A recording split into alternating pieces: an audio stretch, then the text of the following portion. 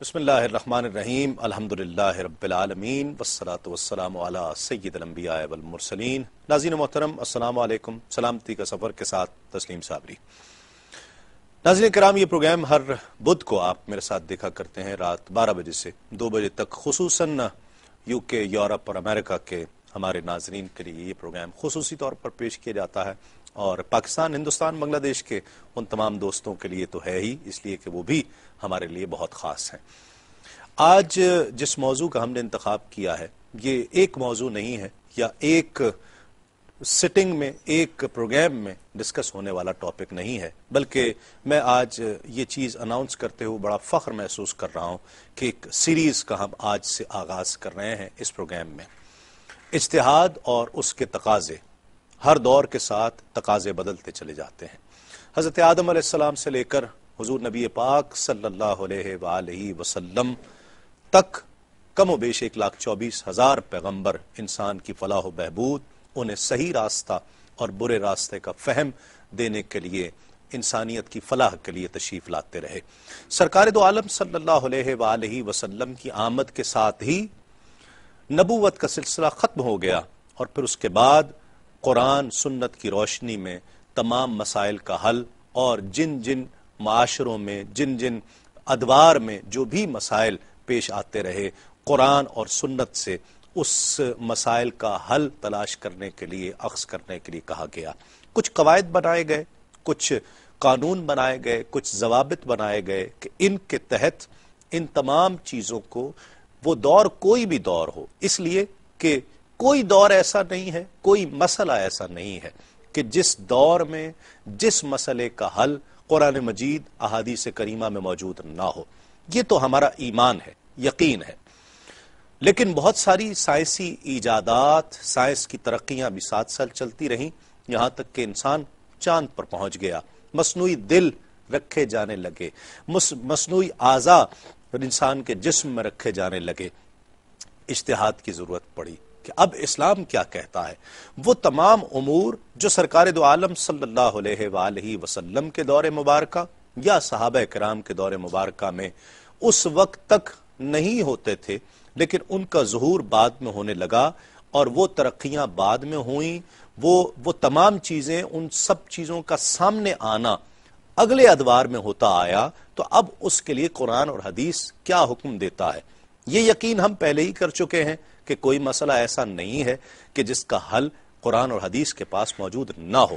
اس یقین کے سائے میں پھر اسلام طے کرتا ہے کہ اس وقت کے تقاضوں کو، اس وقت کے مسائل کو، جو اس عہد کے، اس عصر کے جدید مسائل قرار دیے جائیں، قرآن و حدیث سے قیاس کرتے ہوئے، یا وہ جو قوانین، ضوابط دیے گئے تھے، ان تمام چیزوں کو سامنے رکھتے ہوئے اجتہاد کی ضرورت پیش آتی ہے کہ جس کے تحت آپ یہ جاننے کی کوشش کرتے ہیں کہ یہ جو کام ہو رہا ہے یہ جائز ہے یا ناجائز ہے، حلال ہے یا حرام ہے۔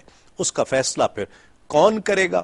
شریعت کے کون سے لوگ کریں گے؟ کیا ہر عالم کرے گا کہ جو کسی مسجد کا امام ہے وہ کرے گا، یا کوئی مفتی کرے گا، اور مفتی ہو تو اس کا کرائٹیریا کیا ہوگا؟ یہ تمام ایسے موضوعات ہیں جس میں بہت سارے موضوعات ہیں، یعنی آپ خون لینا ہی لے سکتے ہیں، ٹرانسپلانٹیشن لے سکتے ہیں، پرائز بانڈ لے سکتے ہیں، آپ فائنینشل بہت ساری ایسی چیزیں ہیں کہ جس پر آپ انگشت بدنداں ہو جاتے ہیں کہ اب اس مسئلے میں قرآن اور حدیث کیا کہتا ہوگا۔ ایسے وہ تمام عصر حاضر کے جدید مسائل کے جنہیں زندہ مسائل کہا جاتا ہے، وہ زندہ نہیں ہیں، مسائل حل ہونے کے لیے ہوتے ہیں، اور جن کے پاس جنہوں نے قرآن و حدیث کا دامن تھام لیا ہوتا ہے، ان کے لیے وہ مسائل زندہ رہنے نہیں چاہیے ہیں، ان کا حل ضرور ہونا چاہیے ہے۔ تو ناظرین کرام، آج سے ہم اس ایک سیریز کا آغاز کر رہے ہیں کہ جس میں ہم عصر حاضر کے ان جدید مسائل کا حل قرآن اور حدیث کی روشنی میں تلاش کرنے کی کوشش کریں گے، اور اجتہاد کرتے ہوئے۔ تو بنیاد اجتہاد ہوئی۔ آج ہمارا موضوع اجتہاد اور اس کے تقاضے، دور کے تقاضے، عصر حاضر کے تقاضے کیا ہیں، اس حوالے سے انشاءاللہ گفتگو ہوگی۔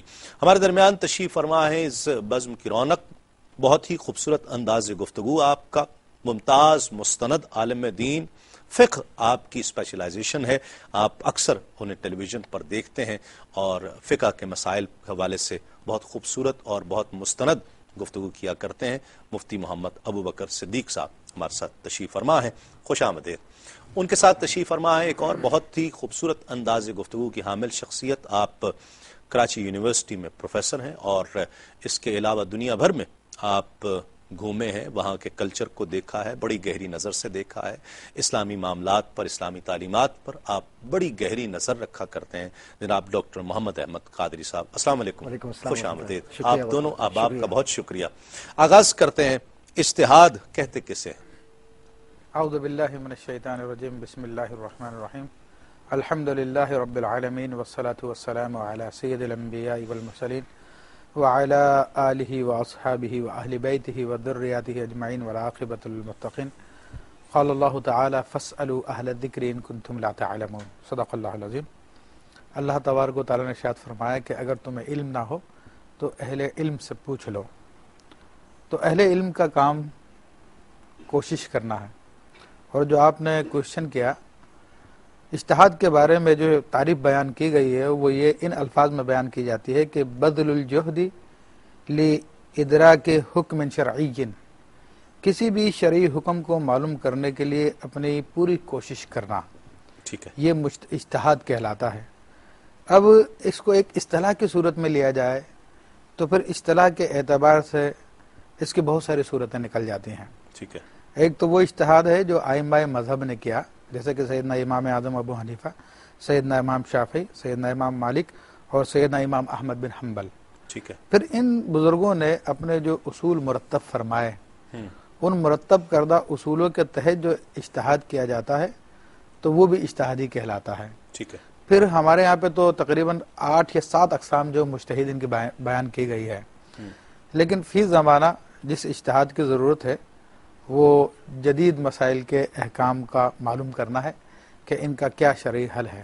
ٹھیک ہے، تو اس اعتبار سے جو شخص بھی اس کے لیے کوشش کرتا ہے ان کے احکام کو تلاش کرنے کی، تو اس کے اس عمل کو اجتہادی کہا جائے گا ٹھیک، اور فہم میں۔ ٹھیک ہے۔ ایک تو وہ کون سے اصول ہیں، کون سے ضوابط ہیں کہ جو طے کر دیے گئے، کیا ہم ان اصول اور ضوابط سے باہر نہیں نکل سکتے؟ مطلب اس سوال کو یوں سمجھ لیجئے کہ کیا قرآن اور حدیث سے میں ڈائریکٹلی کوئی چیز اخذ کر سکتا ہوں، اس چیز کو لے سکتا ہوں، کسی مسئلے کو رکھتے ہوئے لے سکتا ہوں؟ بسم اللہ الرحمن الرحیم۔ سب سے پہلے تو میں یہ کہنا چاہوں گا کہ یہ موضوع اتنا اہم ہے کہ اسے زیادہ سے زیادہ لوگوں تک پہنچانا چاہیے، ٹھیک، کیونکہ ایک زندہ موضوع ہے یہ، اور زندہ انسان کا موضوع ہے۔ بالکل، دوسری بات یہ اور ہر کہ خطے میں رہنے والے کا جی موضوع۔ ہر انسان کا ہے، جی ہاں، جو کوئی بھی شخص جو دنیا میں رہتا ہے اور اگر وہ چاہتا ہے کہ دین کی رہنمائی اسے حاصل ہو تو وہ اس موضوع کو اپنا ہی موضوع سمجھے گا۔ ٹھیک، جو آپ کا بنیادی سوال ہے اس کے متعلق میں یہ عرض کروں گا کہ اجتہاد اگر کتاب و سنت کے خلاف ہے اور اجماع و قیاس کے جو بنیادی اصول ہیں اور جو قرائن، مسالہ مرسلہ اور جو اس کے اصول، اگر ان دائروں میں رہتے ہوئے جو بنیادی احکامات ہیں ان کی پیروی کرتے ہوئے کسی مسئلے کا حل تلاش کریں تو وہ اجتہاد تو علماء کے نزدیک قابل قبول ہے۔ ٹھیک ہے، لیکن اب اجتہاد کے نام پر بعض لوگ کیا کرتے ہیں کہ نہ انہیں عربی آتی ہے، نہ انہیں یہ فرق معلوم ہے کہ فقہ کیا ہے اور اصول فقہ کیا ہے، ٹھیک ہے، تفسیر کیا ہے، اصول تفسیر کیا ہے، لیکن جو ترجمہ انہوں نے پڑھ لیا اور جو حالات و قرائن ان کے ذہن میں آئے اور ایک تصور بن گیا، اس پر جو ان کی رائے بنی اسی کو انہوں نے اجتہاد سمجھ لیا، خواہ وہ متصادم ہو ان بنیادی مبادیات کے جو کتاب و سنت سے متصادم کہلاتی ہے۔ ٹھیک، اس پر مزید گفتگو کریں گے۔ ناظرین کرام، قول یہ نوٹ فرما لیجئے، حضرت مولا علی کرم اللہ وجہ الکریم کا یہ فرمان ہے کہ اگر میرا جوتے کا تسمہ کھو جائے تو میں وہ بھی قرآن سے تلاش کروں کہ وہ کہاں ہے۔ قرآن مجید سے تلاش کرنا، لیکن کون کون کر سکتا ہے؟ بہت خوبصورت گفتگو دونوں احباب نے کی۔ قرآن، حدیث، اجماع، قیاس، یہ چاروں چیزیں کیا ہیں؟ قرآن اور حدیث کو ہم سمجھتے ہیں، اجماع اور قیاس کیا ہے، اور پھر وہ اصول، وہ ضوابط، وہ قوانین، وہ قواعد کیا ہیں کہ جن کو پیش نظر رکھتے ہوئے، جس کی روشنی میں، جس کے دائرہ کار میں ہمیں اجتہاد کی اجازت دی گئی ہے، پھر وہ کون کرے گا۔ یاد رہے کہ یہ ٹاپک ہم نے ڈسکس کیا تھا رمضان میں، لیکن رمضان میں جس طرح کا پروگرام ہم پیش کر پاتے ہیں جتنے وقت میں، کہ اس میں بہت زیادہ ٹیلی فون کالز بھی ہوتی ہیں، اور وہ پروگرام میں تشنا رہ گیا تھا یہ موضوع۔ ہم کوشش کریں گے کہ آج انشاءاللہ جو سیریز شروع کی جا رہی ہے اس میں سے تفصیل کے ساتھ اس موضوع پر گفتگو کی جائے۔ وقفے کے بعد آپ کی ٹیلی فون کالز بھی پروگرام میں شامل کی جائیں گی۔ لوٹتے ہیں اس یقین کے ساتھ آپ کہیں نہیں جائیں گے۔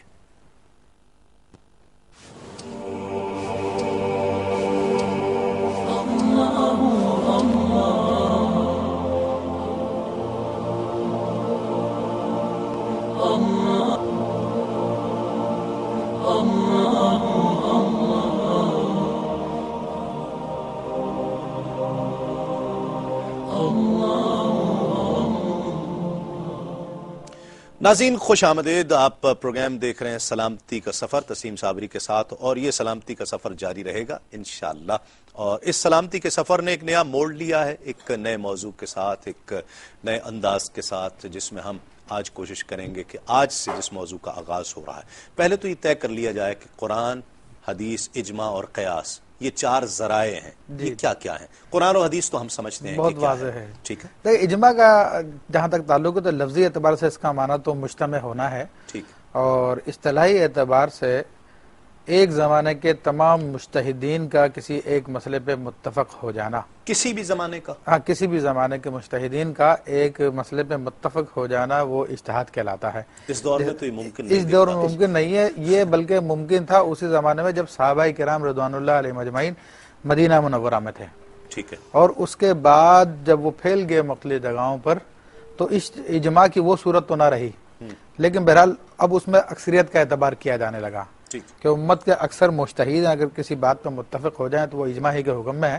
ٹھیک ہے، لیکن بعد میں جب معاملہ آگے بڑھا اور مختلف مجتہدین آئے، کیونکہ ہمارے سامنے تو آج 4 مجتہدین کا نام آتے ہیں جو کہ میں نے ابتدا میں گنوایا، سیدنا امام شافعی، امام مالک، امام احمد بن حنبل، امام ابو حنیفہ، لیکن انہی کے ادوار میں، انہی کے زمانوں میں اور بھی ایسے بڑے بڑے مجتہدین محدثین تھے جنہوں نے باقاعدہ اجتہاد کیا اور ان کے فتووں پہ لوگ عمل بھی کرتے تھے، لیکن بعد میں اللہ تبارک و تعالیٰ کے حکم سے پوری کی پوری امت جو ان 4 افراد میں مجتمع ہو گئی، اور باقی جتنے مجتہدین تھے ان کے احکام جو ہے اللہ تبارک و تعالیٰ کے حکمت سے بھلا دیے گئے۔ ٹھیک، اب اس دور میں تو یہ ممکن نہیں ہے کہ سب کا اجماع ہو سکے، جی جی، یہ سب کا اجماع ہونا اس دور میں بہرحال ممکن نہیں، لیکن اکثر کو دیکھا جائے گا اس زمانے میں۔ ٹھیک ہے، اکثر کو دیکھیں گے۔ اجماع کی حیثیت کے حوالے سے میں ایک بات بیان کر دوں کہ اگر امت کا اجماع کسی بات پر ہو جائے تو اس کی اس قدر اہمیت ہے کہ اللہ تبارک و تعالیٰ قرآن مجید فرقان حمید میں ارشاد فرماتا ہے، وَمَن يَبْتَغِي غَيْرَ سَبِيلِ الْمُؤْمِنِينَ، اور جو کوئی بھی مومنین کے علاوہ کوئی دوسرا راستہ اختیار کرے گا، نُوَلِّهِ مَا تَوَلَّى، تو ہم اس کو اسی طرح پھیر دیں گے، وَنُصْلِهِ جَهَنَّمَ سَاءَتْ مَصِيرًا، اور ہم اس کو جہنم میں داخل کر دیں گے، کتنا برا ٹھکانہ ہے۔ اللہ، تو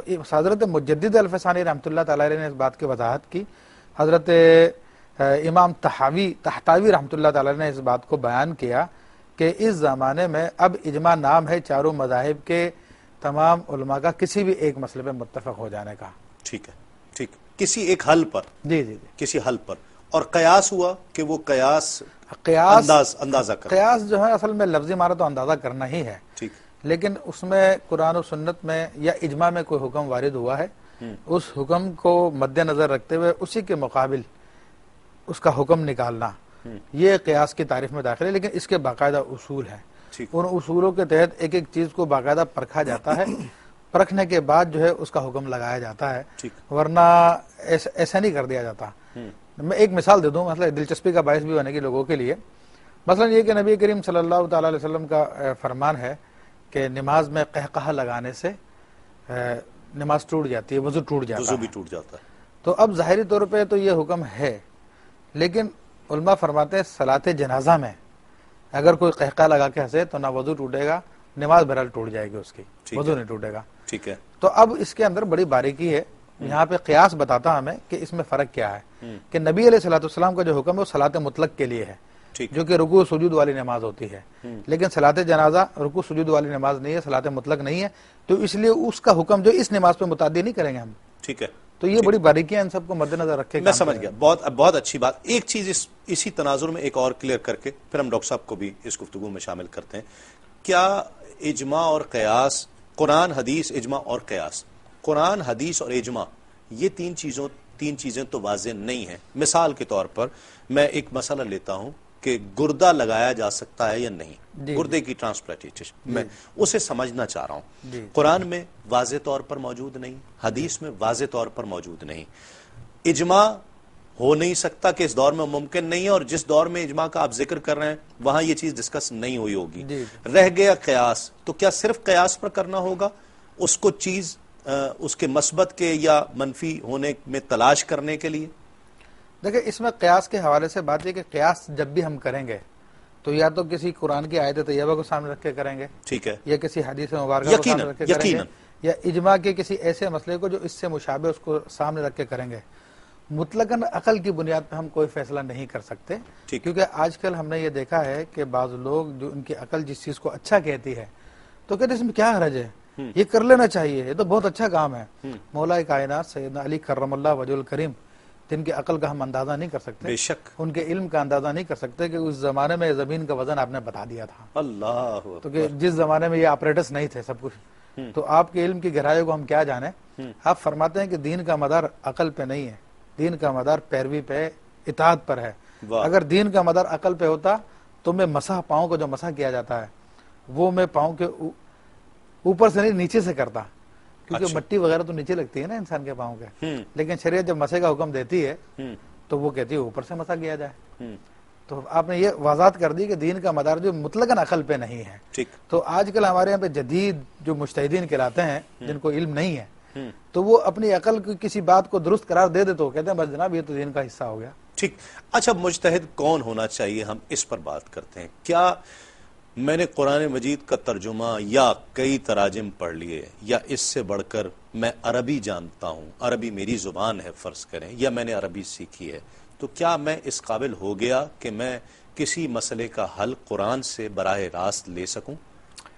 دیکھیے، بات بھائی تسلیم صاحب سیدھی سی ہے کہ معیار کیا ہے. جو شخص کسی مسئلے کا حل تلاش کر رہا ہے اس کا خود کا اپنا پس منظر کیا ہے. اگر اس کا پس منظر ان تمام شرائط کو پورا کرتا ہے کہ جس میں مدرسے کا فارغ التحصیل ہونے کے ساتھ ساتھ جو افتاء کے بنیادی اصول اور اس میں پوری طرح سے جس کو آپ کہتے ہیں اجازت اور تخصص، اور ساتھ ہی ساتھ اس کے پاس یہ صلاحیت ہو کہ وہ قدیم اور جدید کے امتزاج کو محسوس کر سکتا ہو، جان سکتا ہو اور اس پر وہ بات کر سکتا ہو. ٹھیک ہے. مثال کے طور پر میں ایک مثال دیتا ہوں، اور میرے خیال ہے کہ قبلہ مفتی صاحب بھی یقیناً اس کی تائید کریں گے. اب ہدایہ اولین اور آخرین آپ پڑھا دیجیے مدرسے میں، بہت اچھی بات ہے ماشاءاللہ، فقہی کتاب ہے اور پڑھتے ہیں سب، ہم نے بھی پڑھی، ہر ایک نے پڑھی. اب مسئلہ ہے کہ صرف ہدایہ اولین اور آخرین آپ نے پڑھ لی، لیکن اب جو آپ نے ٹرانسپلانٹیشن کی بات کی ہے، آپ نے کورنیا گرافٹنگ کی بات کی ہے، یا اور جو دیگر جو چیزیں آتی ہیں، وہ اصطلاحات ہیں اور وہ ایجادات ہیں اور وہ مسائل ہیں جو ہدایہ اولین آخرین میں نہیں ہیں. ٹھیک ہے. عالمگیری میں کہیں کہیں خال نظر آتا ہے، خازن میں نظر آتا ہے، کہیں کتابوں میں نظر آتا ہے. لیکن اب یکجا کرنا، پھر سمجھنا، اور پھر قیاس کی جو آپ نے بات کہی تھی اس کو آج کے عصری تقاضوں کے مطابق مجتمع کر کے کسی مسئلے کی طرف لے جا کر اس کا حل تلاش کرنا، یہ عام آدمی کے بس کا نہیں ہے. عام آدمی اگر کوئی فقہی کتاب کو پڑھ کر، ترجمے کو پڑھ کر، نور الرضا کو یا کنز الدقائق کو پڑھ کر یہ کہے کہ میں عالم ہو گیا، تو وہ اس حد تک تو وہ عالم ہو سکتا ہے کہ اس نے اس کتاب کا ترجمہ پڑھ لیا. ٹھیک ہے. لیکن جب استنباط کی بات آئے گی تو اس کے شرائط ہیں، اور اس شرائط کو پورا کرنے کے لیے وہ تمام اصول کہ ایک خاص مدت سے وہ پڑھ رہا ہو، ان تمام ادوار سے گزرا. محض عربی جاننے سے کیا انسان عالم ہو جائے گا؟ نہیں، مجھے یہ بتائیے، کہا تو یہ گیا نا کہ قرآن کو تھام لو، ٹھیک ہے، حدیث کو، سنت کو تھام لو، ٹھیک، یہ کہا گیا نا، اور ایک جگہ اطرت کو تھام لو کہا گیا. قرآن کو تھام لینے سے قرآن کو سمجھنا مقصد ہے نا، اس کا فہم مقصد ہے، یا پھر اس پر عمل پیرا ہونا مقصد ہے. اگر میں نے ترجمہ پڑھ لیا اور کئی تراجم پڑھ لیے تو کیا میں اس کا مطلب نہیں جان سکتا؟ دیکھیے میں یہی آپ سے عرض کر رہا یہ ہوں، اس کے لیے اور کیا یہ- ضروری ہے کہ میں اس کو اور باقاعدہ یہ- تخصص کروں، اسپیشلائزیشن کروں؟ یہ ضروری ہے اور کس وجہ سے جی میں آپ سے عرض کرتا ہوں، بہت اہم چونکہ یہ نقطہ ہے اور اس کو میرا خیال اس پر بات ہمیں کرنی چاہیے۔ ٹھیک ہے، مجھے نہیں یاد پڑتا کہ کوئی ایسا دور بھی گزرا ہے کہ جب لوگ قرآن نہ سمجھتے ہوں۔ ٹھیک ہے، قرون اولیٰ سے لے کے آج تک ہر دور میں قرآن فہمی ہے لوگوں میں۔ ٹھیک ہے، اب ایک سرکل بن گیا ہے دنیا میں، خاص طور پر جو میں نے امریکہ میں دیکھا اور کینیڈا میں دیکھا اپنی آنکھوں سے میں نے، کہ کچھ احباب 20-25 لوگ بیٹھ گئے اور بیٹھنے کے بعد ایک صاحب نے ترجمہ پڑھا اور اس کے بعد بقیہ لوگوں نے اس پر رائے دہانی شروع کر دی، اور جب مکمل ہو گیا تو کہا کہ صاحب ہم نے اس سے یہ سمجھ لیا، لہذا اب ایسا کرنا چاہیے۔ ٹھیک، کسی بھی اعتبار سے یہ بات قابل قبول نہیں ہے کہ آپ قرآن کو اس طرح سے کہ جو اپنے خواہش اور ارادے کے مطابق پڑھ رہے ہوں یقیناً پڑھیے، لیکن جب استنباط کی طرف آپ جائیں گے تو اس کے شان نزول، اس کی تراکیب، اس کی اضافتیں، اس کی باریکیاں، اس کے نکات، اس کے سمجھنے کے لیے ایک علم، ایک عمر، ایک وقت اور ایک توجہ، ایپٹیچیوڈ چاہیے آپ کا۔ ٹھیک ہے، تو اب ایک تو یہ میں چلے کنسیو کرنے کی بات نہیں اسی کرتا۔ بات کو میں آگے بڑھاتا ہوں، ڈاکٹر صاحب کی بات بہت اچھی خوبصورت ہے، اسی کو میں احادیث کی روشنی میں عرض کروں۔ جیسا کہ ایک ٹرینڈ ہے کہ لوگوں نے ترجمہ پڑھ لینے کے بعد وہ تکبر ان کو آ جاتا ہے کہ جناب ہم سے زیادہ قرآن کوئی سمجھنے والا ہی نہیں ہے۔ میں نے خود قرآن میں پڑھا ہے جی، اور وہ معذ اللہ کہے گا کہ میں نے خود قرآن مجید میں پڑھا ہے۔ میں نے تو بعض نام لینا مناسب نہیں سمجھتا، ایک صاحب کا یہ قول بھی پڑھا کہ قرآن کو سمجھنے سمجھانے کے لیے کسی مولوی ملا یا عالم کی ضرورت نہیں ہے، کالج کا پروفیسر کافی ہے، وہ قرآن کو سمجھانے کے لیے سمجھنے کے لیے کافی ہے، معاذ اللہ ثم معاذ اللہ۔ اچھا، اس کی بات میں یہی جاننا چاہ رہا ہوں کہ اس کی بات غلط کیسے ہے؟ غلط ایسے ہے کہ قرآن کا صرف ظاہری جو لفظ ہم معنی پڑھ رہے ہیں وہ صرف وہی کافی نہیں ہے، وہ برحال آپ اپنی زندگی پہ عمل کرنے کے لیے تو ٹھیک ہے، ظاہری موٹی موٹی باتیں ہیں قرآن مجید فرقان حمید کی، کہ قرآن مجید ہر عقل رکھنے والے انسان کے لیے ہے، ٹھیک ہے، اس سے ہر انسان فائدہ اٹھا سکتا ہے، لیکن جس کیٹیگری کے بارے میں ہم بات کر رہے ہیں وہ اجتہاد کی کیٹیگری ہے، اور اس کے حوالے سے احکام کا استنباط ہے جو کہ ایک عالم کا کام ہے۔ اللہ تبارک و تعالیٰ نے قرآن میں جب فرمایا کہ تم اہل علم سے پوچھ لو، تو اس میں اہل علم کی تخصیص کی، یہ نہیں کہا کہ کسی سے بھی پوچھ لو، جس کو عربی آتی ہے اس سے پوچھ لو۔ نبی کریم صلی اللہ تعالی علیہ وسلم وہ ہیں کہ جن پہ وحی نازل ہوئی، اور صحابہ کرام رضوان اللہ علیہم اجمعین جن کی زبان عربی تھی، اور وہ صحابی کہ جو عرب کے اندر ماہر خطیب تھے، فصیح اللسان تھے، سیدنا عمر فاروق رضی اللہ تعالیٰ عنہ۔ بخاری شریف میں ان کے بارے میں آتا ہے، حضرت عبداللہ بن عمر رضی اللہ تعالیٰ عنہ روایت کرتے ہیں کہ میرے والد نے نبی علیہ الصلوۃ والسلام سے سورہ بقرہ کی تفسیر 8 سال میں سیکھی ہے۔ اللہ ان کو جو عربی النسل ہیں، عربی زبان کی فصاحت و بلاغت کے ماہر ہیں، ٹھیک، جن کا خطبہ عرب میں مشہور ہے، ان کو سورہ بقرہ سیکھنے میں 8 سال لگتے ہیں، اللہ اور خود اپنے بارے میں فرماتے ہیں میں نے 12 سال میں نبی علیہ الصلوۃ والسلام سے سورہ بقرہ کی تفسیر سیکھی ہے۔ ٹھیک، یعنی اس کا مطلب ہے کہ صرف اردو پڑھ کر اور سیکھنے والے تو بہت پیچھے رہ گئے۔ جی مزید میں اور ابزاد اس میں ایک حدیث بیان کر دوں، اور جو آج کل کا ٹرینڈ جو ڈاکٹر صاحب نے بیان کیا ہے، اگر ایک اجازت دیں تو میں ناظرین کو یہ بتا دوں کہ ٹیلی فون لائنز آپ کے لیے کھولی جا رہی ہیں، بلکہ میں نے بتا ہی دیا کہ ناظرین آپ کے لیے ٹیلی فون لائنز کھولی جا رہی ہیں۔ اب آپ اس پروگرام میں شامل ہو سکتے ہیں، اس لیے کہ ہم بنیادی گفتگو کر چکے ہیں۔ اب آپ کے سوال و جواب، سوال بھی پروگرام کا حصہ ہوں گے، زینت ہوں گے۔ جو سوالات آپ کے ذہن میں آ رہے ہیں اس بہت ہی اہم موضوع کے تعلق سے اب آپ کر سکتے ہیں۔ یہ پلیٹ فارم آپ کے لیے ہے، آپ کا پروگرام ہے، آپ اس میں شامل ہو سکتے ہیں۔ فون اٹھائیے، نمبر ٹیلی ویژن اسکرین پر ہے، ڈائل کیجئے اور اس پروگرام میں شامل ہو جائیے۔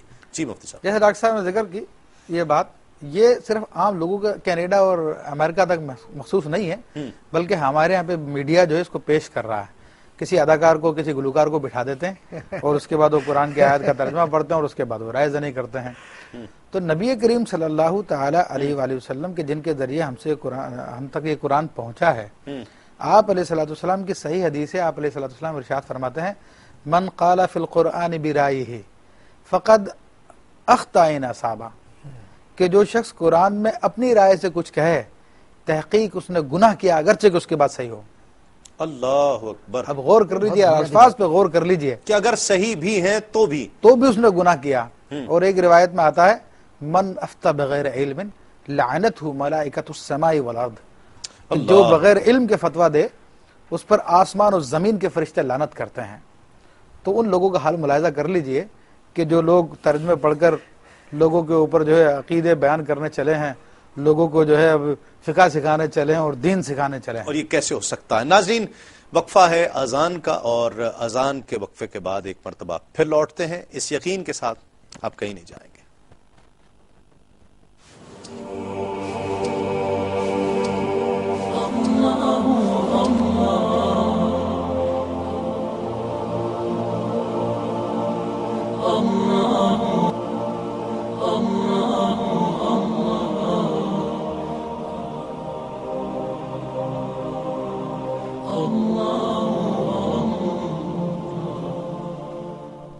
ناظرین خوش آمدید، آپ پروگرام دیکھ رہے ہیں سلامتی کا سفر تسلیم صابری کے ساتھ.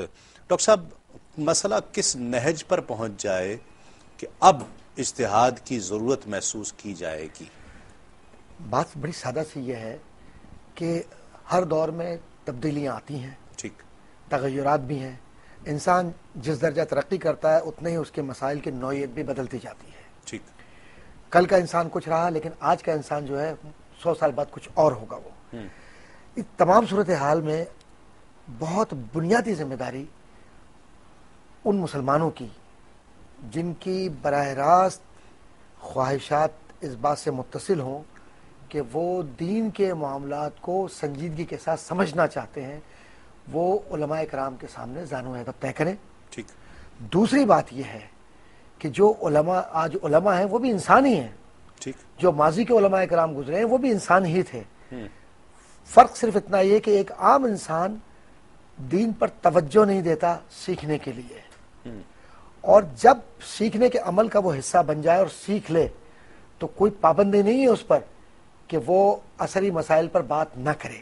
ٹھیک. لیکن کچھ شرائط تو ہوتے ہیں نا. ٹھیک. دیکھیے میں بڑی سادہ سی بات یہ کہتا ہوں، ہم نے LLB کی ڈگری یہاں سے کی پاکستان سے. اب جناب کوئی آدمی کینیڈا چلا گیا، امریکہ چلا گیا، برطانیہ چلا گیا، وہ LLB کو تسلیم تو کر رہے ہیں، ساتھ ہی ساتھ وہ یہ کہہ رہے ہیں کہ جناب اپنا ریفریش کورس کیجئے اور ساتھ میں ہماری جو بنیادی جو وہ ریکوائرمنٹ ہے وہ پوری کر لیجئے، امتحان میں اپیئر ہو جائے. آپ کے لا پہ ہم شک نہیں کر رہے کہ آپ نے ڈگری نہیں لی، LLB کی ہے، لیکن یہ ہے کہ یہاں کے قوانین کو جاننے کے لیے. تو اب ایسے ہی جب ایک پروفیشنل ڈگری آپ لینے کے لیے آپ اتنی محنت کرتے ہیں تو جو آخرت کا سودا ہے اور جو زمین پر اگر ایک مسئلہ آپ نے کسی کو اپنی خواہش اور ارادے کے مطابق یا تفسیر بالرائے کے ذریعے، یہ تفسیر بالرائے بہت زیادہ ہو گئی آج کل کہ اپنی خواہش کے مطابق تفسیر کر دی آپ نے، جیسے کہ مفتی صاحب نے فرمایا اور بڑی خوبصورت دلائل دی ہے مفتی صاحب نے کہ اگر آپ نے اپنی رائے کے مطابق کوئی بات کہہ دی اور وہ بات غلط ہے اور اس پر لوگ عمل کرتے رہے تو ایسی احادیث موجود ہیں اور ایسی اسناد موجود ہیں کہ جس میں کہا گیا ہے اور وعید ہے کہ ایسے شخص کے لیے عذاب دائمی ہے. اس لیے ہمیں احتیاط، یعنی ایک طرف یہ ہو سکتا ہے نا کہ میں اپنے آپ کو ظاہر میں یہ دکھانے کے لیے میں بہت بڑا علامہ ہوں، بہت بڑا اسکالر ہوں، تو لفاظ تو میں ہو سکتا ہوں، میں عالم نہیں ہو سکتا.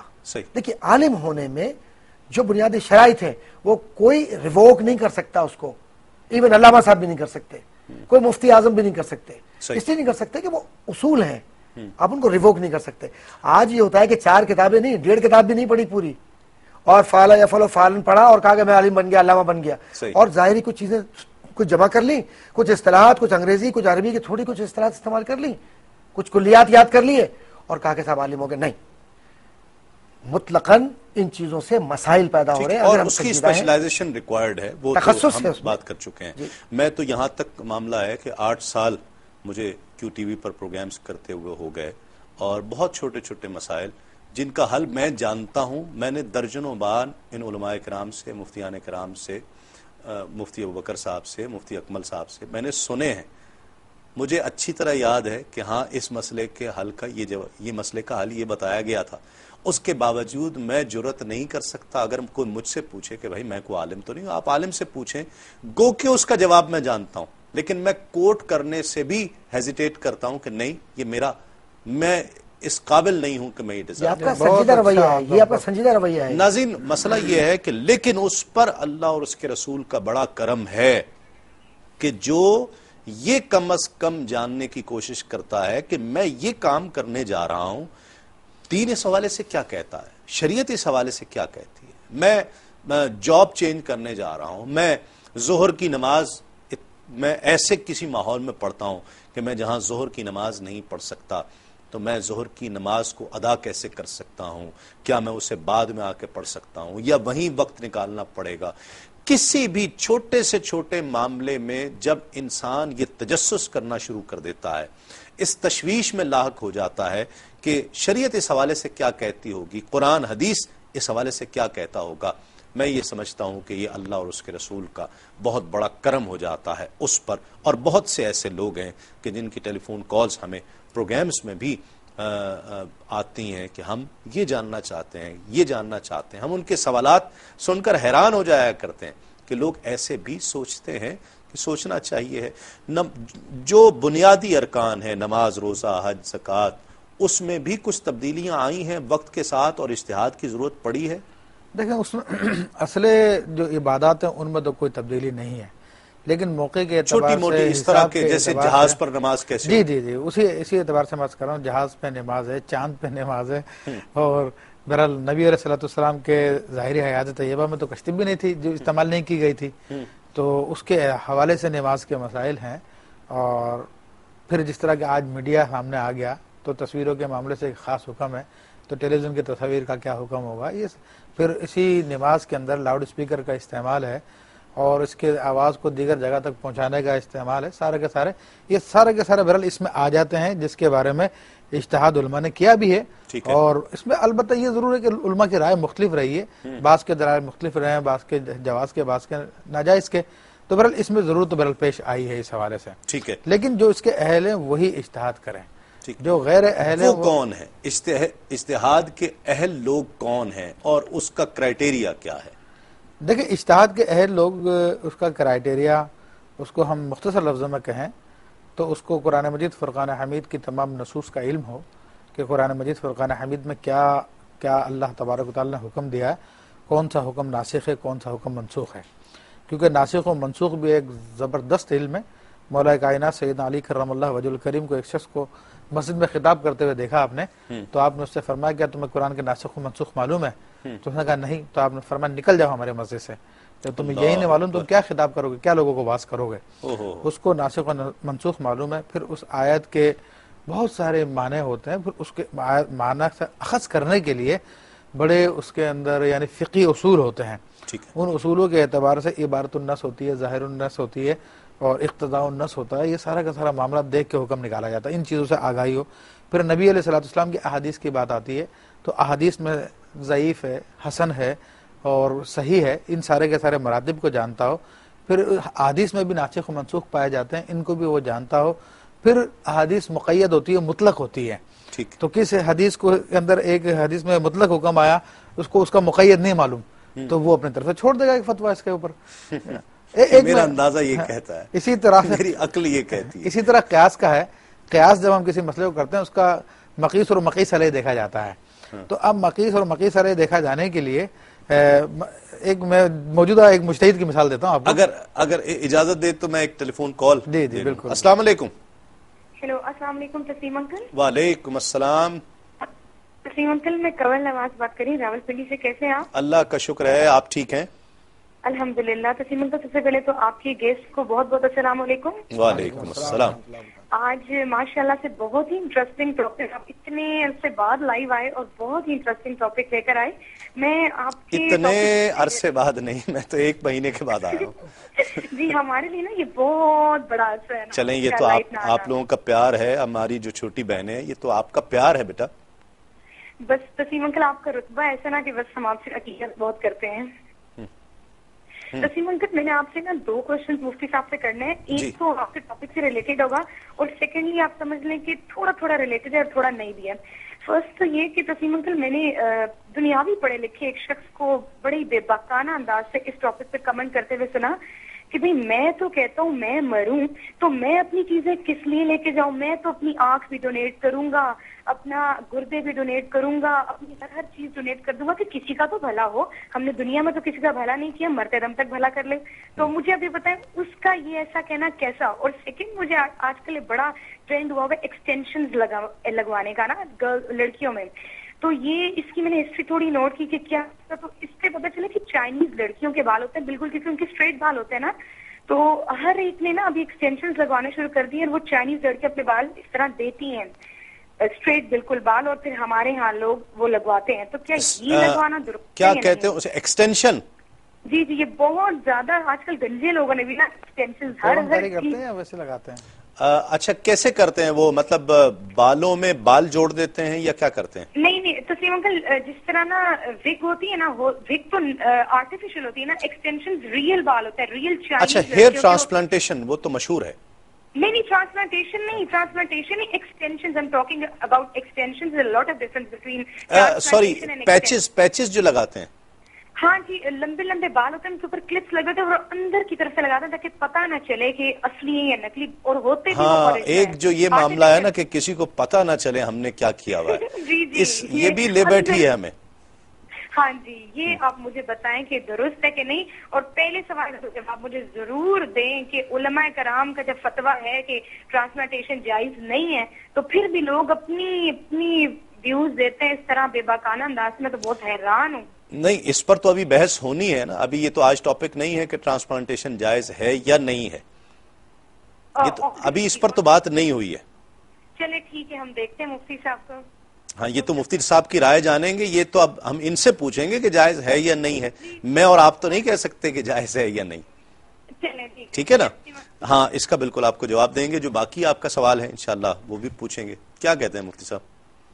وہی پچھلی گفتگو شروع کروں یا ان کے سوال کے جواب سے؟ میرا خیال ہے کہ آپ پہلے ان کا جواب دے دیں. دیکھیں وہ پیچز لگانے کے بارے میں جو بات آئی ہے اس کے بارے میں صریح حدیث ہے نبی کریم صلی اللہ علیہ وسلم کی، لعن اللہ الواسمۃ والمستوسمۃ، اللہ کی لعنت ہے بال لگوانے والی پر اور لگوانے والی پر. ٹھیک ہے. تو جو بھی اس طرح سے اپنے بال لگواتا ہے، یعنی وگ لگائے یا ویسے بالوں کو جڑوا لے، تو اس پہ اللہ کی لعنت ہے. یہ تو نبی علیہ السلام کی واضح حدیث ہے. تو اس میں مفتیان کرام کیا کہتے ہیں؟ اسے حرام کا درجہ دیتے ہیں، مکروہ تحریمی کا درجہ دیتے ہیں، مکروہ کا درجہ دیتے ہیں؟ یوں سمجھ لیے کہ حرام اور مکروہ تحریمی ایک ہی چیز ہے، آخرت کے اعتبار سے ان کو حکم میں فرق پڑ جائے گا. ٹھیک ہے. تو یہ بالکل حرام ہے، مکروہ تحریمی ہے اور ممنوع ہے نبی علیہ السلام کی اس واضح حدیث کی روشنی میں. یہ جائز ہے یا ناجائز ہے؟ انسان کی فلاح کا، انسانیت کا درد لے کر اس طرح کی گفتگو کرنا، یہ پاکستان کا ٹریڈیشن میرا خیال ہے کہ پاکستان اور ہندوستان، بنگلہ دیش جیسے ممالک میں تو اب پڑا ہے. یہ ٹریڈیشن باہر کے ممالک میں آپ نے بہت زیادہ دیکھا ہوگا، اس سے بہت پہلے ایسا ہے، اور یہ ہم نے وہیں سے لیا ہے شاید. اصل بات یہ ہے کہ یہ جو مسائل ہیں جن پر ابھی بات کی، اور یہ ہماری بہن نے بھی، انہوں نے بھی فون میں جو بھی بات کی ہے کچھ دیر پہلے، ہر معاشرے کا مسئلہ الگ ہوتا ہے.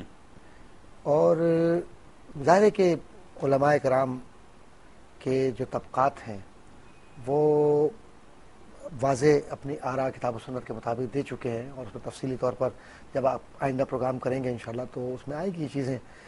لیکن ایک بات یہ طے ہے کہ آج کے دور میں یہ مسائل بڑھ رہے ہیں، اور اس میں علماء کرام کو بہت ہی زیادہ توجہ کے ساتھ ان لوگوں کو جو بہت زیادہ باریکی کے ساتھ مسائل کو سمجھنا چاہتے ہیں انہیں مطمئن کرنا ہوگا.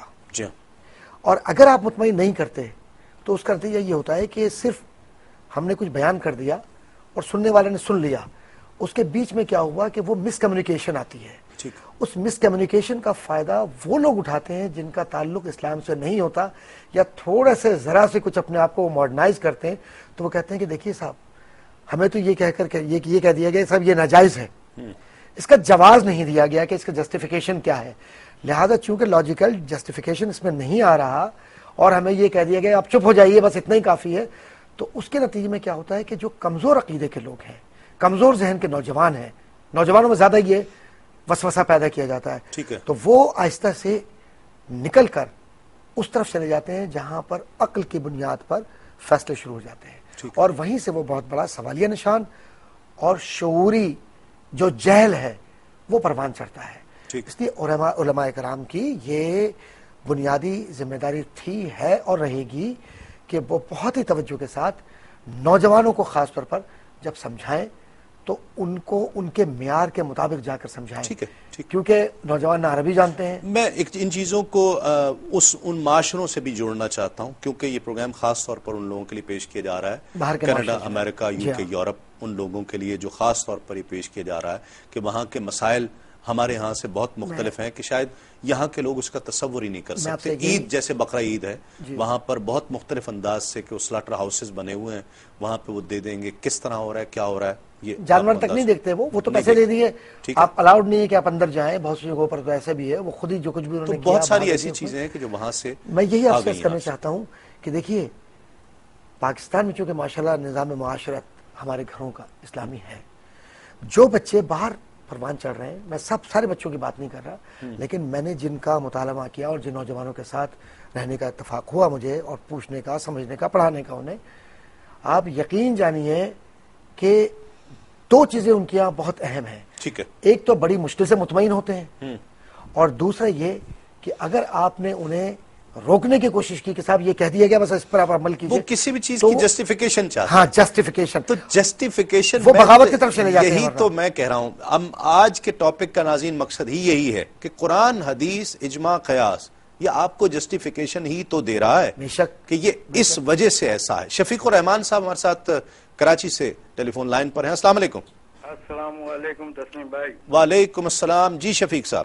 احمد صاحب کو سلام, باقی اپنے مولانا صاحب کو سلام. وعلیکم السلام. کیا اصل میں سوال صرف اتنا سا ہے کہ جو دینی تعلیم ہے اس وقت وہ بیسیکلی اختیار کو اختیار نہیں کرا رہی, وہ جواز کو اختیار کرا رہی ہے. اس کے وہ چھوٹی سی مثال دوں گا کہ رمضان میں ڈاکٹر محسن بیٹھے تھے, ایک صاحب نے سوال کیا کہ میں نے پیسے جمع کرائے بینک میں اور اس سے سود آیا, تو ڈاکٹر محسن نے اس آدمی کو کہا کہ جو سود آ گیا اس سے خیرات کرتے ہیں.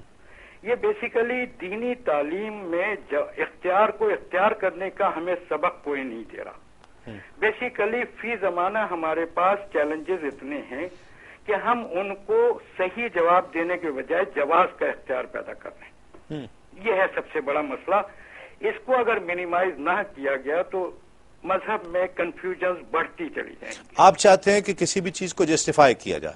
نہیں, جسٹیفائی نہیں کیا جائے. ایکچولی آج جو جواز پیدا کیے جا رہے ہیں نا, مثلا سودی نظام کے لیے جو نیا نظام آیا ہے, بیسیکلی ہم لوگ پڑھے لکھے لوگ ہیں, اسٹیٹ بینک کے ہوتے ہوئے کبھی بھی کوئی یہاں مسلم جو میزان بینک یا یہ سودی نظام وہی ہے جسے صرف رد و بدل کیا گیا ہے. مطلب آپ کیسے کہتے ہیں یہ بات؟ سر یہ تو آپ یہاں اسٹیٹ بینک کے رولز میں پڑھ رہا ہوں اور اسٹیٹ بینک کے لوگوں سے بات کی ہے, وہ کہتے ہیں کہ ایسا ہی ہے. یہ جواز پیدا کیے گئے. میرا خیال ہے کہ شاید اس میں ہم علماء کی رائے لیں, بہتر ہے. رائے لیں کہ ایکچولی اختیار کو اختیار نہیں. اب بات یہ کہ اللہ نے, میں صرف ہو سکتا ہے لمبی ہو جائے کہ اللہ نہیں آپ کہیے شفیق الرحمان صاحب کہ آپ کا پلیٹ فارم ہے. اچھا, آپ ضرور ہدایت دے.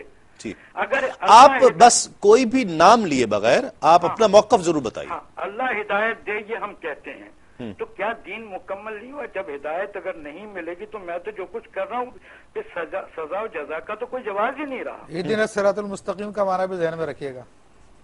جی سر, اہدنا الصراط المستقیم پڑھتے ہیں نا ہم بھی آپ بھی. نہیں, وہ ایک چیز ہے, ایک لفظ ہے کہ اللہ رزق حلال دے یا اللہ رزق حلال میں مدد فرما. پہلے آپ ارادہ تو کرو, اختیار تو دیا نا, خلیفہ بنا کے آپ کو بھیجا ہے نیچے, وہ بھی تو ہے نا. اور ایک جگہ یہ ہے کہ وہ کہتا ہے شیطان نے جب آواز دی کہ جی میرے, اچھا میں آپ سے یہ پوچھنا چاہتا ہوں, جس طرح آپ کہہ رہے تھے کہ قرآن و حدیث میں ہم تو آج جس موضوع پر بات کر رہے ہیں نا, ایک مثال کے طور پر جس طرح آپ نے سودی نظام کا یا بینکنگ کا ذکر کیا, آپ کیا یہ یقین تو رکھتے ہیں نا کہ شریعت میں قرآن, حدیث, اجماع, قیاس یہ جو 4 اصول بتائے گئے ہیں, قرآن اور حدیث میں اس کا آلٹرنیٹ حل موجود ہے؟ ہم تلاش کر پائے ہیں یا نہیں کر پائے, یہ تو آپ مانتے ہیں؟ ہاں, یہ بات یہ ہے کہ اس وقت جو لفظ اب اجماع ہے, ایکچولی ہمارے پاس اس وقت معذرت کے ساتھ اجماع کرنے والے موجود نہیں ہیں. ٹھیک ہے, ٹھیک, قرآن و حدیث میں تو ہے, سب کچھ ہے نا, دنیا تک رہے گا. اچھا, برحق ہے اس کا آلٹرنیٹ بینکنگ سسٹم کا آلٹرنیٹ موجود ہے. یہ مانتے ہیں آپ یہ دیکھیں، میں آپ کو ایک چھوٹی سی مثال دیتا ہوں. شفیق بھائی، مجھے شفیق صاحب وقفہ لینا ہے. میں آپ سے جو پوچھ رہا ہوں کہ یہ یقین تو رکھتے ہیں نا آپ، تو آپ آنے والے میرے پروگرام ضرور دیکھیے گا. ایوری ویڈنسڈے یہ پروگرام رات کو 12 بجے میں آپ کو دعوت دیتا ہوں، خصوصی طور پر شفیق الرحمان صاحب آپ کو، کہ آپ یہ پروگرام ضرور دیکھیے گا اور اس پروگرام میں ضرور شامل ہو جائیے گا. جب ہم بینکنگ سسٹم پر بھی بات کریں گے تو آپ کی رائے میں ضرور لینا چاہوں گا. اس پروگرام میں بھی انشاءاللہ ایک مختصر سے وقفے کے بعد لوٹتے ہیں، اس یقین کے ساتھ آپ کہیں نہیں جائیں گے. ڈاکٹر حنیف سعید صاحب اکثر پروگرامز میں ہمارے پروگرامز کی رونق رہتے ہیں. روشنی پروگرام میں اکثر آپ تشریف لایا کرتے ہیں. السلام علیکم. جی وعلیکم السلام. ڈاکٹر صاحب کیسی طبیعت ہے؟ طبیعت اللہ کا شکر، بہت اللہ کا احسان ہے. جی بڑا اچھا پروگرام چل رہا ہے، بہت اچھا موضوع کا آپ نے انتخاب کیا ہے، آرگن ٹرانسپلانٹیشن. یہ تو آج آغاز ہے. اصل میں ایک کالر ہماری بہن آ گئی اور اس نے اتفاق سے اس کی مثال دینے کے لیے ہیئر ٹرانسپلانٹیشن کا ذکر کر دیا. ہم اگلے پروگرامز میں انشاءاللہ ہیئر ٹرانسپلانٹیشن کی بھی. میں آپ کو بتاؤں کہ میں اس پروگرام میں مدعو تھا، لیکن جب میں نے موضوع سنا کہ آرگن ٹرانسپلانٹیشن تو میں نے کہا نہیں، میرے ٹاپک سے تھوڑا سا ہٹ کر ہے، کیونکہ ہیئر ٹرانسپلانٹ جو ہے وہ ایک ڈفرینٹ چیز ہے اور جو آرگن ٹرانسپلانٹیشن ہے وہ ایک ڈفرینٹ چیز ہے. تو وہ اس کی تھوڑی سی وضاحت مولانا صاحب سے بھی چاہوں گا اور جو سننے والے ناظرین ہیں ان تک بھی یہ میسج پہنچانا چاہوں گا مولانا صاحب کی طرف سے. جیسے کہ مولانا صاحب نے بھی کہا کہ جو وگ جو لگانے کا جو ہے وہ خلاف شرع ہے یا سنت کے خلاف ہے، اور اس کے بارے میں ایک حدیث بھی انہوں نے جو ہے وہ فرمائی. تو لیکن میرا سوال یہ ہے کہ جو ہم ہیئر ٹرانسپلانٹ کرتے ہیں یا جو لوگ ہیئر ٹرانسپلانٹ کرواتے ہیں جن کے بال جو ہیں وہ قدرتی طور پہ گر جاتے ہیں اور پھر وہ اپنے ہی بال، انہی جو پیچھے ان کے بال موجود ہوتے ہیں ان گھنے بالوں میں سے تھوڑے سے بال نکلوا کے اور وہ اگلے سر کے اگلے حصے میں ان کو لگا لیتے ہیں، اور وہ جو ان کی پرسنالٹی جو ڈیمیج ہو چکی بھی ہوتی ہے بال گرنے کی وجہ سے، وہ ان بالوں کے لگانے سے ریکور ہو جاتی ہے. یعنی آپ کا کہنے کا مقصد یہ ہے کہ پچھلے حصے میں سے نکال کر اگلے حصے میں لگا لیے، اگلے حصے میں اسی سر میں سے بال اپنے اوریجنل اس کے سر میں سے نکال کے سر میں ہی لگا دیے جاتے ہیں. تو اس کے بارے میں مولانا صاحب کی جو شرعی رائے ہے وہ میں ضرور جاننا چاہوں گا، تاکہ جو لوگ یہ کروا رہے ہیں اور جو لوگ وہ کر رہے ہیں وہ مطلب یہ کہ مطمئن ہوں. اور اس میں ایک چیز اور مطلب میں تھوڑا سا اس کے حوالے سے جاؤں گا کہ ایک آیت میں شیئر کرنا چاہوں گا. لقد خلقنا الانسان فی احسن تقویم، اللہ تعالیٰ نے فرمایا، ترجمہ مولانا صاحب اس کا بیان فرمائیں گے کہ ہم نے انسان کو ایک بہتر شکل میں تخلیق کیا، بہترین شکل میں تخلیق کیا. اور ایک اور جگہ فرمایا ان اللہ جمیل محب الجمال، اللہ تعالیٰ خوبصورت ہیں اور خوبصورتی کو پسند فرماتے ہیں. کہیں میں ترجمے میں غلطی کر رہا ہوں تو میں اس کے لیے آپ سے معذرت چاہوں گا، اس کی میری بھی اصلاح آپ کر دیجیے گا. تو ان آیات کی روشنی میں اس عمل کی شرعی حیثیت کو واضح کریں تاکہ سننے والوں کو بھی اچھا لگے اور ہم بھی جو ہے تو وہ تسلی بخش جواب حاصل کر سکیں. ٹھیک ہے، بالکل. ڈاکٹر صاحب ایک تو بہت شکریہ، آپ اس پروگرام کو اتنی دلچسپی سے دیکھ رہے تھے اور آپ نے فوراً رسپونڈ کیا. کیا کہتے ہیں؟ دیکھیں انہوں نے 2 آیتوں کا حوالہ دیا، میں براہ راست جواب نہیں دے رہا، وہی کہ خود استدلال کرنا کہ جب اللہ تعالیٰ نے انسان کو ایسا تقویم میں خلق کر دیا ہے تو آپ کو پھر کہاں سے ضرورت ہوئی اس کی خوبصورتی میں مزید اضافہ کریں؟ اللہ نے تو اس کو خوبصورتی بنایا، تو آپ کو کیسے ضرورت ہو گئی کہ آپ اس میں اور جناب 4 چاند لگا دیں؟ آپ تو نہیں لگا سکتے. اچھا نہیں، حسن کا لفظ سپرلیٹو ڈگری ہوتا ہے. ٹھیک ہے، اللہ نے اس کو آلریڈی بہت حسین بنایا ہے، تو اب آپ کا اس میں عمل دخل کرنا غلط ہے. ٹھیک ہے، میں سوال کا جواب بعد میں دوں گا، لیکن میں ایک انہوں نے جو قرآن کی آیتوں سے استدلال کرنے کی کوشش کی ہے وہ ترجمہ پڑھ کے استدلال کرنا. پھر یہ کہ ان اللہ جمیل یحب الجمال. تو اب لوگوں کو یہ پتا نہیں ہے کہ جمال اور زینت میں کیا فرق ہے. ٹھیک ہے، جمال نام ہے اپنے جسم پر کوئی بری چیز پیدا ہو گئی اس کو دور کر دینے کا، یہ جمال ہے. ہاں یہ جمال ہے. ٹھیک ہے. اور زینت نام ہے اپنے جسم پر کسی چیز کے اضافہ کرنے کا. اچھا یہ بنیادی فرق، یہ فرق بتا رہا ہوں میں. تو اب انہوں نے زینت والی بات کے حدیث وہ پڑھی ہے جو جمال والی ہے. ٹھیک. تو اس لیے ہر شخص کے لیے جائز نہیں ہے کہ اپنے طور پہ حدیث کی وہ تشریح کرے اور قرآن کی آیتیں پیش کرے. جہاں تک نفس مسئلہ کا تعلق ہے، ڈاکٹر صاحب نے جو پوچھا ہے اس کا جواب جواز ہے. وہ جواز ہے، ہاں وہ جواز ہے. اس کے پر میں دلیل بیان کر دیتا ہوں کیونکہ ایک بات آئی ہے تو تنبیہ کرنا بھی ضروری تھا. حضرت امام ابو یوسف امام اعظم رحمۃ اللہ علیہ کا ایک مسئلہ بیان کیا گیا، عالمگیری میں موجود ہے، دیگر کتب میں بھی ہے، کہ دانت کسی کا گر جائے تو امام اعظم اور امام محمد فرماتے ہیں اسی دانت کو یوز کرنا بھی اس کے لیے جائز نہیں ہے. لا یجوز للانسان ان ينتفع بجزئه، آدمی کے لیے جائز نہیں کہ وہ اپنے ہی جز سے فائدہ اٹھائے. لیکن امام ابو یوسف رحمۃ اللہ علیہ فرماتے ہیں جائز ہے، اس میں کراہت کوئی نہیں ہے. ٹھیک ہے. اور پھر امام ابو یوسف رحمۃ اللہ علیہ کی بات کے اعتبار سے ہی فتویٰ دیا جائے گا، اس وقت زمانے کے اندر رائج بھی ہے معاملہ. اور پھر نبی کریم صلی اللہ علیہ وسلم کے ہم احادیث کو دیکھتے ہیں تو نبی کریم صلی اللہ علیہ وسلم سے یہ بات ثابت ہے کہ بعض ایک جنگ میں حضرت ابو سفیان ایک صحابی ہیں، ان کی آنکھ نکل گئی تھی تو اٹھا کے اپنے ہاتھ میں لے آئے تھے نبی علیہ الصلوۃ والسلام کی خدمت میں. حضرت قتادہ، ہاں، تو قتادہ رضی اللہ عنہ کے بارے میں بھی آتا ہے. تو انہوں نے تو پھر نبی علیہ الصلوۃ والسلام ان کی آنکھ اٹھا کے ان کے حلقے میں لگا دی.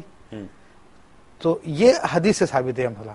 تو اسی طرح اگر جسم کے سر پہ بال کم ہو گئے تو سری کے بال لے کر سر پہ لگا رہے ہیں تو وہ اسی پہ قیاس بنتا ہے. اچھا، یہ واحد جائز طریقہ ہے جی جی ہیئر ٹرانسپلانٹیشن کا؟ جی ہاں.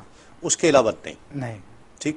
مطلب اگر کسی کے پاس اتنے پیسے نہیں ہیں کہ وہ ٹرانسپلانٹیشن کرا لے اور شادی قریب ہو، کیا کرے بیچارہ وہ؟ دیکھیں اس میں تو پھر صبر سے کام لینا پڑے گا، کیونکہ بے عین یہی بات جو آپ نے کہی نا، بیچارہ کیا کرے گا. نبی علیہ السلام نے اس کا جواب دیا. مسلم شریف کی روایت ہے کہ ایک عورت نبی علیہ السلام کی خدمت میں حاضر ہوئی اور عرض کی کہ یا رسول اللہ صلی اللہ علیہ وسلم میری بیٹی کی شادی ہے. اب تو بیچارے کی بات کر رہے ہیں، بیچاری کو بڑی زینت کی ضرورت ہوتی ہے اور اس کے لیے باقاعدہ پہلے عورتوں کے لیے بیوٹی پارلر بنے تھے، اب تو ہر مرد بھی جانے لگے. مردوں کے لیے سنت زیادہ ہو گئے ہیں اب تو زیادہ ہو گیا ہے.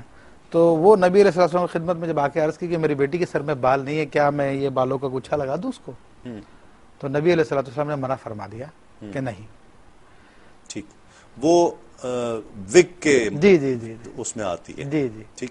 کچھ علماء جو ہمارا ٹاپک ہے آج کا، ہم اس پر ناظرین کرام بہت تفصیل سے گفتگو کریں گے. ہیئر ٹرانسپلانٹیشن پر بھی جتنے دوسرے میڈیکل مسائل ہیں، پرائز بانڈ ہے، جتنے فائنینشل ایشوز ہیں، اس پر انشاءاللہ بہت تفصیل سے. لیکن آج کا پروگرام سمجھ لیجئے کہ ان تمام ٹاپکس کے لیے بنیاد فراہم کر رہا ہے کہ وہ اجتہاد کیا ہے، اور اجتہاد کا تقاضا، اس دور کا تقاضا اگر اجتہاد ہے تو بہت سے لوگ اس کا انکار کیوں کرتے ہیں؟ بہت سے لوگ قیاس کے منکر ہیں کہ قیاس کی کوئی اجازت نہیں ہے دین میں. کیا کہتے ہیں؟ بات یہ ہے کہ دیکھیے، منکر اگر ہیں تو وہ اس کی وجہ وہ بتائیں گے کہ کیوں وہ منکر ان کا معاملہ ہے. ہمارے تو سیدھی سی بات یہ ہے کہ جب اصول الفقہ اربعۃ کہا کہ فقہ کے جو اصول فقہ کے جو ہے نا، جو بنیادی جو ہیں وہ مسائل میں یا ادراک کے لیے 4 اصول ہیں، اور وہی ہمارے سامنے ہیں جو علماء کرام کا ایک طریقہ کار ہے.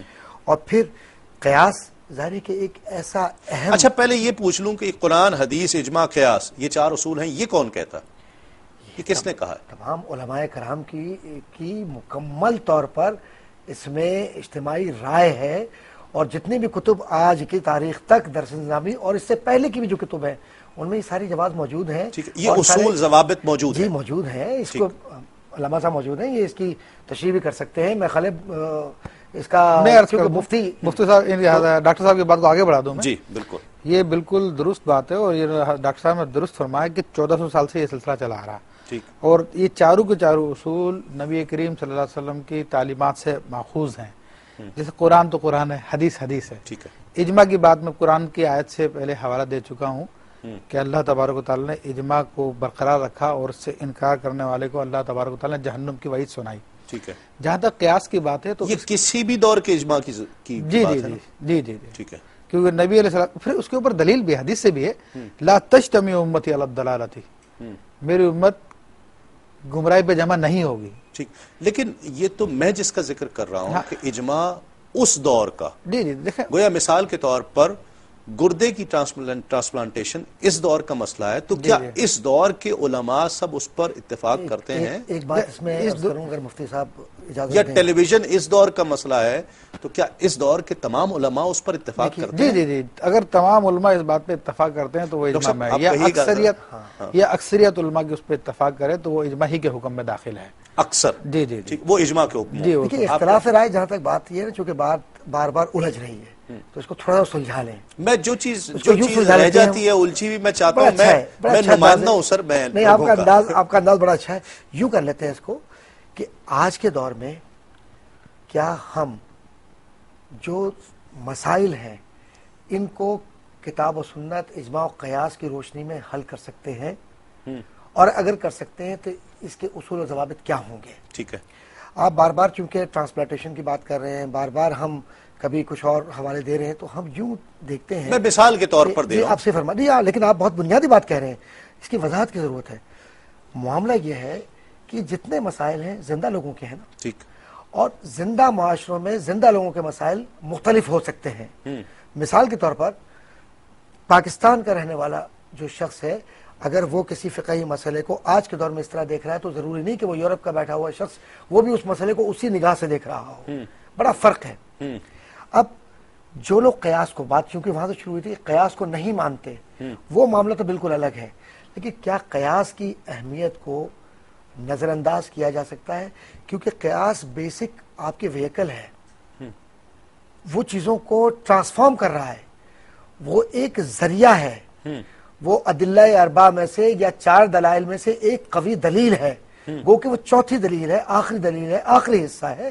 لیکن اس کی اہمیت کو آپ اس لیے نہیں ختم کر سکتے کہ وہ آپ کو کتاب و سنت اور اجماع کی طرف لے جاتا ہے. اچھا، اب کسی دور میں بھی 100% اجماع علماء کرام کا کسی بات پر نہیں رہا، ٹھیک نہیں رہا. خود حضرت امام اعظم ابو حنیفہ رحمۃ اللہ تعالی علیہ کے دونوں شاگرد امام محمد، امام یوسف اختلاف کر رہے ہیں، اختلاف اور ہم رہا، ان کی رائے کو لے رہے ہیں. ٹھیک ہے نا. اچھا، اختلاف رہا، لیکن اس کا مقصد یہ نہیں ہوا کہ وہ ایک دوسرے کو رد کرتے ہوئے خدا نخواستہ وہ کوئی ایسے دلائل دے رہے ہوں جس سے ان کے علم پر کوئی زک پڑ رہی ہو. ٹھیک ہے. ہمارے یہاں مسئلہ یہ ہو رہا ہے کہ اجماع کی طرف جانے سے زیادہ ہم اپنی خواہشات کی طرف چلے جاتے ہیں، اور اس میں الجھتے الجھتے ہم اس درجہ الجھ جاتے ہیں کہ جو علماء کرام جو کام کر رہے ہیں اس کا رد کرنا شروع کر دیتے ہیں لوگ. ٹھیک، یہ رویہ غلط ہے. اچھا، اب جو قیاس بذات خود، چونکہ قیاس بہت اہم ہے، اجماع و قیاس، اجماع 100% امت اسلامیہ میں اجماع کیسے ہو؟ ٹھیک ہے.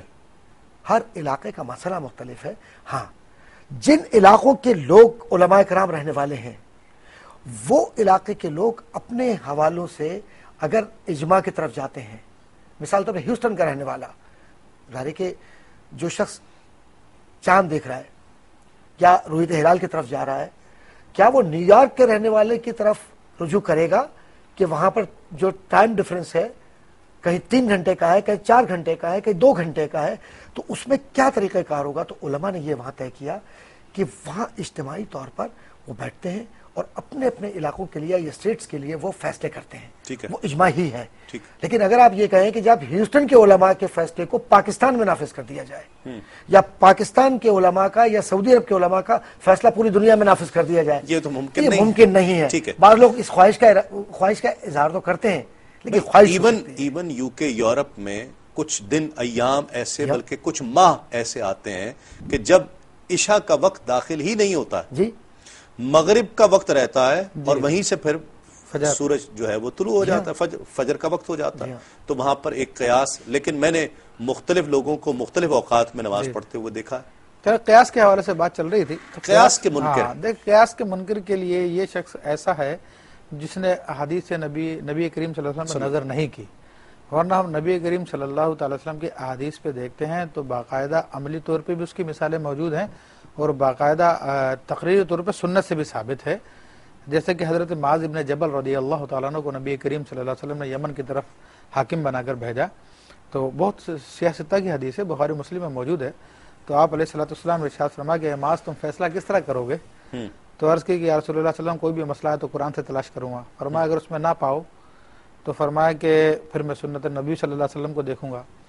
فرمایا کہ اس میں نہ پاؤ تو پھر آپ نے ارشاد فرمایا کہ پھر میں قیاس کروں گا، میں اپنی رائے سے اس مسئلے کا حل نکالوں گا. قیاس سرکار دو عالم صلی اللہ علیہ وآلہ وسلم کا فرمان ہے، اور یہ سنت کہلاتا ہے. یہ سنت قولی بھی ہے نبی علیہ الصلوۃ والسلام کی، اور تقریری بھی ہے. جب معاذ ابن جبل نے کہا نبی علیہ الصلوۃ والسلام نے انکار نہیں فرمایا تو سنت تقریری ہے، بلکہ سرکار خوش ہوئے. ہاں، خوش ہوئے باقاعدہ، اور دعا کی ان کے لیے. پھر خود نبی کریم صلی اللہ علیہ وسلم نے قیاس کی تعلیم دی.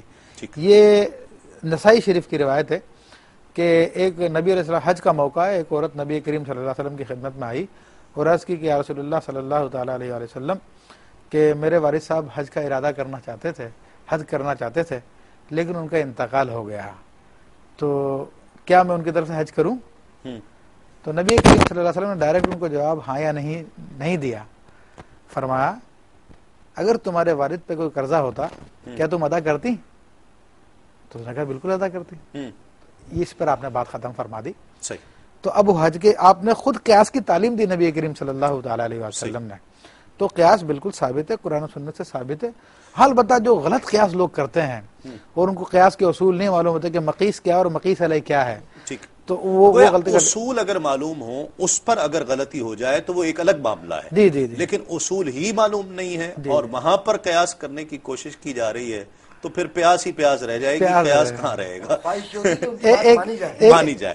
میں ایک تو بہت شکریہ ادا کرتا ہوں, آج بہت اچھی بنیاد رکھی گئی اور آگے یہ بنیاد جو ہے مفتی صاحب انشاءاللہ اگلے پروگرامز کے لیے ہمیں بہت فائدہ مند ثابت ہوگی. ہم اس ایپیسوڈ کی طرف لوٹا کریں گے جب بھی کسی مسئلے پر ہم گفتگو کریں گے. تو جو اس ایپیسوڈ میں گفتگو ہوئی ہے, تو اگر آپ یہ نہ بھی دیکھ سکیں تو لوگوں کو کہیں یوٹیوب پر دیکھیں یا فیس بک پر جوائن کیجئے سلامتی کا سفر کے پیج کو, سلامتی کا سفر وتھ تسلیم صابری. آپ جوائن کر سکتے ہیں, وہاں اپنی آراء کا اظہار کر سکتے ہیں. آج کا یہ پروگرام یقیناً فائدہ مند ہوگا اور اسی پروگرام کی طرف ہم لوٹا کریں گے کسی ریفرنس کے لیے کہ اس پروگرام میں یہ کہا گیا تھا.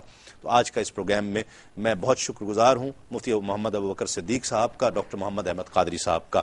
ناظرین کرام, یاد رہے کہ جہاں اصول قرآن, حدیث, اجماع اور قیاس یہ 4 ذرائع ہوں گے, انہی کی روشنی میں قرآن مجید احادیث کریمہ کی روشنی میں اجماع کو تلاش کرتے ہوئے اور قیاس کرتے ہوئے, صحیح قیاس کرتے ہوئے ہم کسی مسئلے کا حل جان سکیں گے. وہ مسئلہ کتنا ہی جدید ہو قرآن مجید سے باہر نہیں ہو سکتا ہے, احادیث کریمہ سے باہر نہیں ہو سکتا.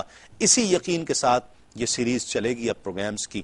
لیکن یاد رہے حضرت امام شافعی رضی اللہ تعالی عنہ نے حضرت امام ابو حنیفہ سے اختلاف کیا اس مسئلے پر کہ رفع یدین کرنی چاہیے.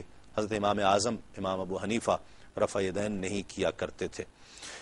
اختلاف اس قدر تھا کہ رفع یدین کرنے چاہیے کہ دونوں ہاتھ اٹھانے چاہیے نماز کے دوران, جبکہ حضرت امام ابو حنیفہ کی تحقیق اس کے خلاف تھی.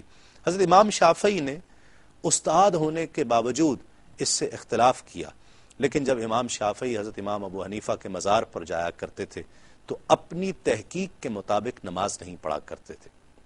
لوگوں نے ان سے پوچھا کہ کیا بات ہے حضرت, آپ کی تو اپنی تحقیق ہے اور آپ کے بہت سے فالوورز ہیں جو آپ کو فالو کرتے ہیں, آپ کی پیروی کرتے ہوئے رفع یدین کیا کرتے ہیں, آپ یہاں آ کر خود رفع یدین نہیں کرتے.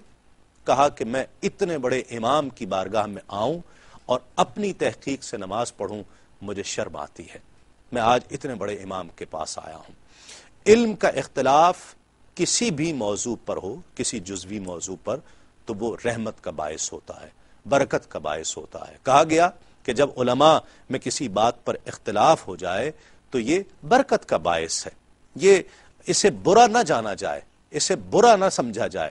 لیکن ہمارے ہاں یہ کیا رویہ ہو گیا کیو ٹی وی سے کہ اس پروگرام سے میں یہ پیغام دینا چاہتا ہوں کہ کوشش کیجئے کہ جو ایک دوسرے پر فتویٰ بازی ہے اس کو بند ہونا چاہیے, اس روایت کو ختم ہونا چاہیے, ایک دوسرے کا احترام, پیشنس ہونی چاہیے, ایک دوسرے کو سننے کا جذبہ ہونا چاہیے, ہم ایک دوسرے کو برداشت کریں, ایک پیشنس اپنے اندر پیدا کرنے کی بہت زیادہ ضرورت ہے. اختلاف ہو سکتا ہے, اختلاف کا حق ہے.